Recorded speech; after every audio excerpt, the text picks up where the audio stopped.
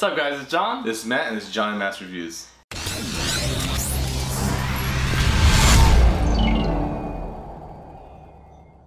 And today we're going to be reviewing Spider-Man Homecoming, directed by John Watts. That's right, the third Spider-Man movie. Well, the third Spider-Man. Reboot. Reboot. It's not total reboot, so I mean, that's a plus. Yeah. This movie actually doesn't start with the whole origins where with great power comes great risk. Who cares about that shit? Uncle Ben's dead already. Yeah, I mean, we're over it. Yeah. They don't even touch subject about that. But the movie's about Spider-Man in continuation from the MCU where they battled in Civil War. And Iron Man, who is Tony Stark's now his mentor. So he's trying to juggle school, Tony Stark being Spider-Man at the same time. So we all know how that's a recipe for disaster. If you could tell from the last two times they did Spider-Man. Yeah, because time management, being a superhero and having a full-time job or school never works out. I mean, we tried it. It just definitely doesn't work out. That's right. And this time, the actor for Spider-Man was Tom Holland. He actually looks like a little youngster who should be in high school. He's like 22 or something like that, but he looks really young. 22? I think he's 22 if I'm not Like, mistaken. he's supposed to be a sophomore in high school. He looks like a sophomore in high school. Like, it's like his voice, skinny, lanky kid. His voice hasn't gone through puberty yet. It's just. If I'm not mistaken, he's in his 20s. I should go check that out back again. They picked the right actor. Bunch of the actors and actresses. Yeah, and the movie. Actresses. They look really young. They all look like they're high school students. Yeah. Yeah, well, I mean, I kind of like the second Spider-Man more. What's his name? I forget his name. I can't remember. You see it on the screen somewhere probably. But I like him because he was more edgy Spider-Man like he is in comics. He's more of a smartass as well as a goofball who gets nervous. This one, he is that super high school boy who is nervous to talk to girls. Like, he has to think everything through. Like, how can I say this to make it cool or sound right? Everything has to be planned out because it just sounds wrong though.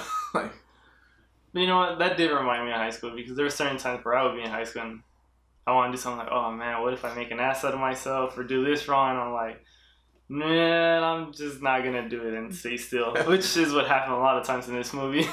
Yeah, so he played the high school student very well. Yeah, it was believable. The movie's actually 133 minutes long, which is 2 hours plus. Very long movie. Did not expect that. I should have expected it, but I didn't think about it. Yeah, I mean, it is an Avengers movie. Those are just getting longer and longer and longer. Yeah. It's a whole different story. But the CG in this movie was actually really good. I'm not sure if the whole when Spider-Man first starts jumping, it looks very animated. I'm like, this looks really fake. But then they get it down. It actually gets really good. Of course, they have to use like all of CG for his movements because Spider-Man is just, he moves that fast, that nimble and everything. So, I mean, he's Spider-Man. He's all over the place. Yeah. No human can do this. I can't even do a backflip. I'm doing a front flip. I can't do a cartwheel no more. No more. I never even could do it. I had to split once, but that was by accident. It hurt. But Spider-Man, he did have Tony Stark's suit, so that maybe that's why his movement's a lot faster. Actually, that was hilarious when he's trying to get down the whole what could the suit do, what else can he do, and he's like, he shoots and he's like, wait, what the hell was that? I was trying to do something else.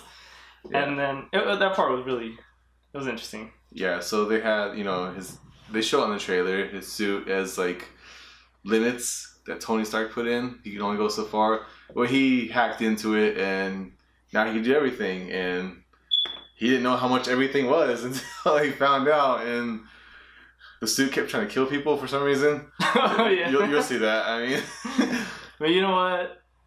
That reminded me of Iron Giant. Have you ever seen Iron Giant when he goes to kill mode? Those red eyes? You know what I mean. Good times, good times. One thing that did bug me about this movie, I know they praised this like 90-something% Rotten Tomatoes. It's not 90-something, but where's his spider sense? There's no tingle. Yeah. He got cracked a bunch of times. Exactly. There was no like, oh my god, something's coming. It's like, oh my god, I got knocked into a wall because I didn't know something was coming. I mean, no sense whatsoever. Just sucker punch a bunch of times. The amount of times he gets hit in the back or the side is just. You should be dead. Yeah, I mean, It's not Spider-Man. The saddest part is when he gives himself the concussion. Yeah. That was pretty depressing. But it's true. Where is it? That's a very main part of who he is. That's the main thing of his power. Because I mean, which remind me of, once again, I go back to Civil War. He gets hit by Ant-Man by randomly. He doesn't expect it. I'm like, oh yeah, where are his spider senses? Yeah, there's no tingling here. Yeah. Well, high school. I mean, I'm sure there's other tingling things going on, but yeah, story-wise, the story I thought it was good. There's one twist I did not see coming. There's a reason I didn't see it coming, and he even thought, like, oh, okay. But story-wise, I had no issues with it. The story was smooth, couple bumps, but overall, I thought it was alright. Yeah, I mean, it's more of like high school, like just going through his days of high school, which it's about that, but then again, not. I guess it's more just juggling, but it's better than, I guess, it shows more like, say the first Spider-Man. He got the powers, was high school, boom, now he has like a job and all that. Yeah. This, he's just high school student trying to save lives. He's looking out for the little guy. He wants to have fun, but he knows the right thing to do is actually save people. And there's times where these shows are like, oh man, should I do this? Go into a pool? Gonna go naked with this chick, you know? There's no nudity. There's no skinny dipping. But he's like, oh man, that's the girl of my dreams right there. I should just go right there with her. But he's like, I know what the right thing is. Follow the explosion. Exactly. So he matures throughout the movie, and yeah, he becomes more Spider-Man, less of a kid that relies on the suit. One thing I want to talk about and spend a little bit of time is the characters. Robert Downey Jr. he's Iron Man. He, by this point, like who cares about the rest of his movies? Like Yeah, he's Iron Man. He was funny. He's his usual self. Which actually, if you see the opening scene of this movie, it's a great opening scene. It tells you about technology, how deep we're into it. Yeah. Everything has to be, well, I don't want to ruin it, but yeah. And then Tony Stark makes this remark about Aunt May, who's Marissa Tomei, and we both agree. I'm like, yeah, we know she's in her 50s, but she does not look like she's 50. I still don't know. I had no complaints about her being Aunt May. It's just, I don't see her as Aunt May, the old lady. Exactly. You feel like, oh, you just want to give her a hug. You don't want to give her a hug. So moving on. The other person I want to talk about, and I thought I was going to have a huge issue with, is the person I grew up as a kid thinking that's the Batman, Michael Keaton, who's now the Vulture. Yeah. I mean, I actually had no problem with him. Looks wise, he resembled the comic. I mean, older guy. He wasn't bald, but I mean, he's balding. He was balding. So I mean, but like, he had that white clear hair. So I mean, he looked the part. I mean, the suit looked amazing. I mean, he did a great job. At first, I thought, why does it look so robotic? But then, the more I thought about it, it would look really stupid if he has this leather little feathers falling off. And you're like, okay, yeah, let's go with that robotic. Exactly. Armored suit. Yeah, with nowadays everything has to be more technology, whether it's Spider-Man's suit, the Vulture, everything. So yeah, overall, I ended up I thought he was a good villain. I had no issues with him. He did look menacing at times, but he could also play the nice guy, the father figure to his family, everything. The other guy I was surprised to see, I thought he had just faded from movies, was Bokeem Woodbine. Yeah, whatever you said. He doesn't know who he is, but he's the Shocker. Oh yeah, by the way, there's another villain in this movie. My bad. Spoiler. Well, I mean, he's just like, he's not a main villain. He's just part of the Vulture's crew. So I mean, he's just a side villain. Yeah, I was surprised because in the comics, the Shocker is one of the main 6 villains. But you know what? I was just surprised because he's the actor from The Big Hit. If you guys don't remember, it's a good, funny movie if you want to see something stupid. But he was decent. Yeah. The other character was Laura Harrier. She's Liz. She's the girl that Peter Parker has a crush on, which I kind of never believed. I won't go too much into detail, but I didn't. You don't see the love connection at all. It's just not there. It's not.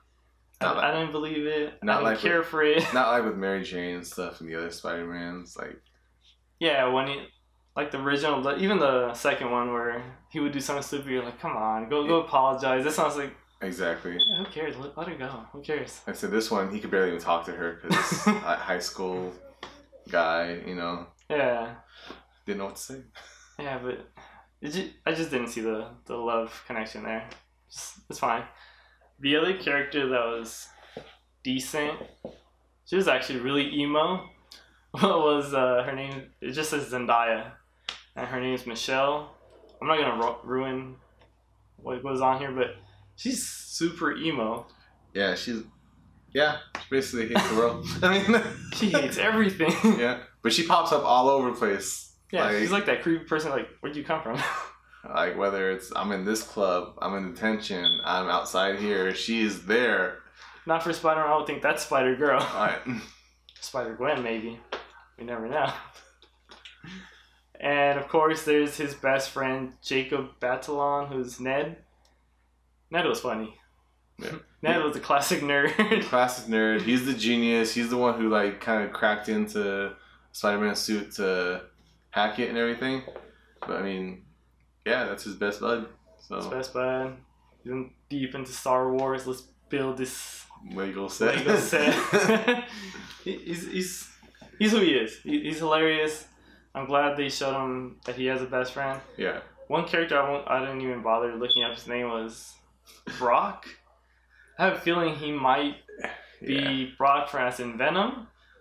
I don't know. He like about the same scrawny like. He was supposed Peter to. Parker. I mean, I see him trying to be the bully and everything, but like this dude, backhand him, he go flying. Like, yeah. He'd be one scrawny Venom. Yeah. So hopefully it's not the same one. It's okay. They're making a side Venom movie. That one I can't wait for. Tom Hardy. You guys got it right. Exactly. Overall, you know what? I would say this movie, if I had to rate it, it's a solid 8.5. I won't go into the 9s. It's 8.5. I'm okay with that. Yeah, I agree with that. 8.5. 9 shooting a little too high because I did get bored at some parts with the high school stuff. Yeah. But I mean, 8.5, good solid Marvel movie, Spider-Man. Go check it out. Definitely. Go see it, guys. Leave a comment. Or if there's something you disagree with us, same thing. Give us a thumbs up. Subscribe for more content. And to our next movie review. See ya.